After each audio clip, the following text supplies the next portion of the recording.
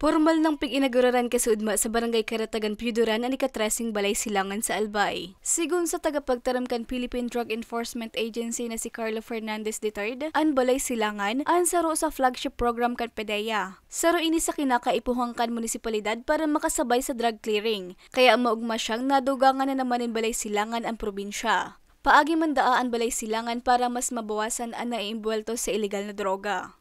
At habang nagkakaroon po tayo ng maraming balay silangan po dito sa ating probinsya, sa ating rehiyon, mas malaki po ang tsansa ng mga P-Woods natin ay makapagbagong buhay na po. Mabibigyan po sila ng mga oportunidad para po magkaroon ng mga avenues kung saan po magagamit nilang skills nila sa mga mabubuting paraan. Pero sa nag-attender kan inaugurasyon, sinda Piuduran Mayor Alan Arandia, Vice Mayor Marvin Tumasqueros, Police Major Dante Rosal, Acting Chief of Picadiu, Albay Police Provincial Office, Police Major Darwin Sevilla, Chief of Police ng Piuduran Municipal Police Station, asin iba pang stakeholders asin representatives.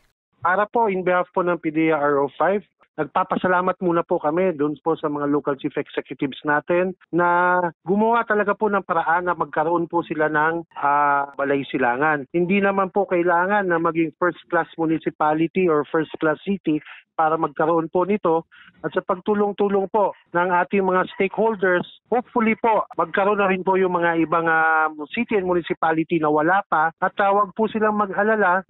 Nandyan po palagi ang PDEA RO5 through our regional director, Director 3 Edgar T. Jubay, na mag-alalay sa kanila po at mag-guide para masikatuparan po ang goal natin na magkaroon ng balay silangan sa inyo pong lugar. Sa presente, ang Camarines Sur ang may pinakadakol na balay silangan. Ngunya na taon, nasa 80 hasta 90% ang target kan PDEA na maimok ng balay silangan sa bilog na rehiyon. Para sa mga baratang tatak Bicol, Regine Boy.